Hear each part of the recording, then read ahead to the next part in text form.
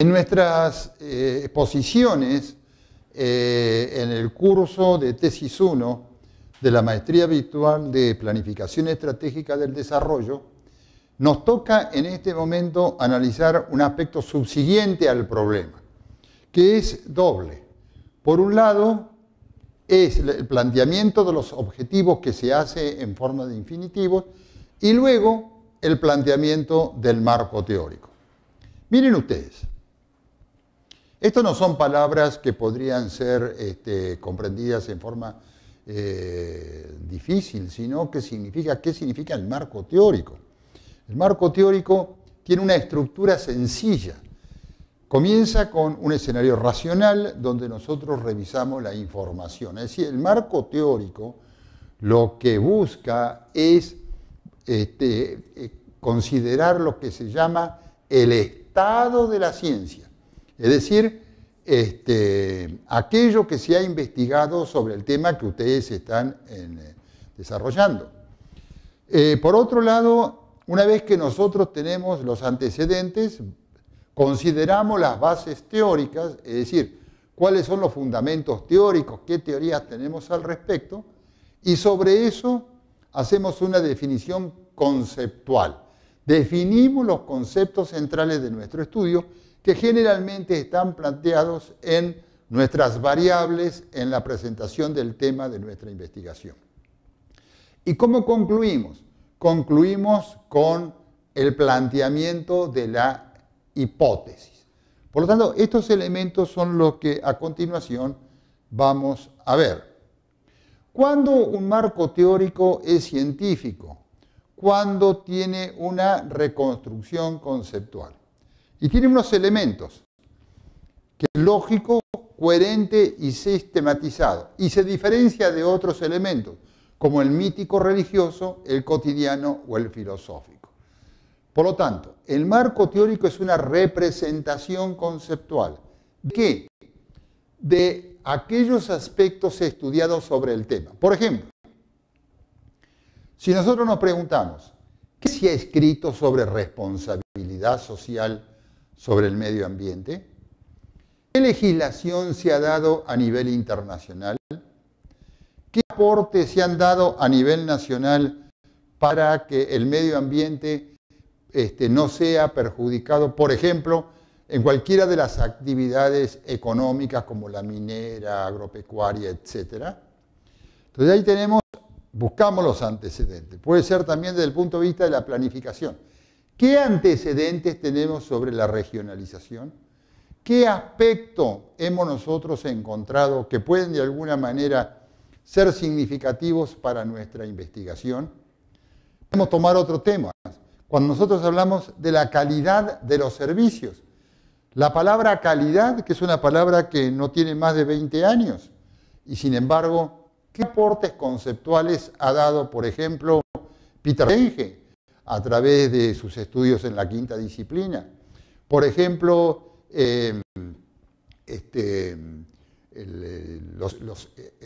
los eméritos de la calidad, como Peter Drucker ha escrito tan maravillosamente sobre el tema. Entonces, la cuestión es que nosotros debemos bucear en lo que la ciencia ya ha elaborado, porque nadie va a inventar cosas que ya han sido investigadas.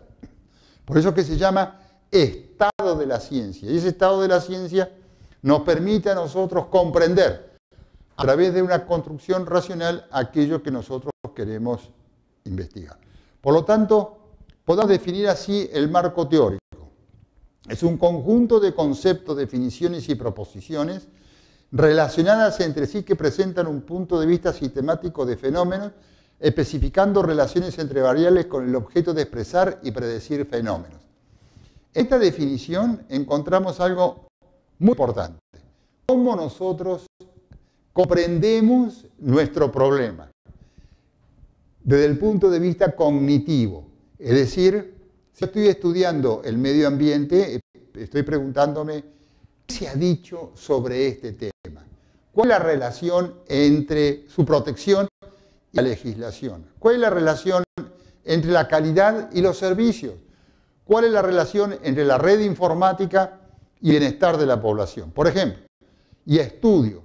Si hablo de red informática voy a estar encontrándome con programas software. Y si hablo del bienestar de la población me estoy relacionando con niveles de vida. Todos estos conceptos son los que nosotros debemos manejar. Esto es una frase de Skerlinger y entonces ahora podemos definir las funciones de la teoría. La teoría tiene tres funciones. Por un lado explica, por otro lado ordena y por otro lado predice. Tenemos teorías famosas. Por ejemplo, la teoría de Malthus, que tenía una teoría sobre el crecimiento económico y el crecimiento poblacional. Tenemos modernamente teorías como la teoría de la relatividad de Einstein, que superó a la teoría de la relatividad de Newton. Tenemos, por ejemplo, teorías sobre el origen del universo, teorías sobre cómo se alcanza el nivel de satisfacción de una población en base a lo que es una teoría del desarrollo. Todos estos elementos deben abarcar tres cosas. Por un lado, explicar los fenómenos que nosotros estamos estudiando, ordenarlos y predecirlos. Pero la teoría en ningún momento va a dar una respuesta al problema que nosotros queremos investigar. Nuestro problema se fundamenta en la teoría, pero nosotros después tenemos que comprobar nuestro problema a través de la investigación. Por lo tanto, tenemos un sistema de generación empírica, que son las funciones. Eso significa un ordenamiento conceptual de los fenómenos que nosotros estamos observando. Y acá quiero hacer una aclaración importante. No se olviden que el ser humano, el hombre, cuando comprende, no comprende fenómenos singulares, comprende fenómenos generales, es decir, comprende conceptos, y los conceptos tienen propiedades. Por lo tanto, hay una especie de lucha entre los conceptos que tiene el conocimiento y la realidad que es singular, infinita y dispersa, y que y es cambiante permanentemente. Por eso es que el conocimiento tiene esa función, poder ordenar esos fenómenos singulares. El marco teórico tiene entonces como objetivo sustentar teóricamente el estudio y tiene etapas. Por un lado, revisión bibliográfica y por otro lado, construcción y adopción de una teoría. Acerca de la revisión bibliográfica, yo quisiera manifestarles lo siguiente. Hay varios sistemas actuales en el mundo para citar autores que nosotros leemos. Por ejemplo, está el sistema APA, que es un sistema que hace las citas en forma sintética durante el texto y después hace una cita completa en la bibliografía. El sistema Vancouver, que es un sistema que se hace a pie de página. Está el sistema Harvard, que también es un sistema que permite una forma de citas bibliográficas. Y ahora ha aparecido el sistema electrónico. Entonces, sobre el sistema de cómo citar electrónicamente, dado nuestro acceso a Internet y a las fuentes de información que son enormes, quisiera recomendar dos o tres cositas. Cuando yo tengo una fuente de Internet, debo citar en primer lugar el autor, si está, luego el año, luego debo poner entre paréntesis, debe decir en línea. Cuando se pone en línea significa de que es electrónico. Luego se debe poner recuperado por ejemplo, 28 de enero del 2013, la fecha en que uno recupera el documento. Y luego la página de donde la ha sacado, www.sur.com. Entonces, todo el sistema de cómo se cita un texto es muy importante porque las citas bibliográficas le dan calidad a lo que uno está haciendo. Yo podría contarle al respecto, muchas veces los participantes escriben y citan, pero no dicen la fuente. Y eso va contra el criterio de calidad y el criterio llamado de autoridad. Por eso que es importante la cita bibliográfica. Y luego hablamos de revisión bibliográfica, fuentes primarias y secundarias. Las fuentes primarias están referidas a las fuentes de información directa, como por ejemplo puede ser datos estadísticos de la INEI, o pueden ser fuentes secundarias, por ejemplo, datos de la INEI pero citados por un autor. Son dos cosas diferentes.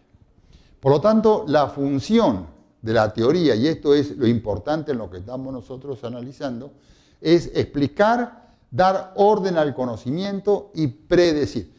Ese orden intelectual es lo que permite la fundamentación y la garantía de lo que nosotros estamos estudiando. Y la estrategia es la adhesión a una teoría, piezas y trozos de teoría, generaciones empíricas o guías. Es decir, nosotros tenemos que armar conceptualmente aquello que queremos. Quisiera decirles algo, un aporte importante y práctico. ¿Sobre qué voy a hacer los antecedentes? ¿Cuáles son los conceptos o las variables claves para que yo pueda desarrollar un marco teórico adecuado? Basta tomar el título.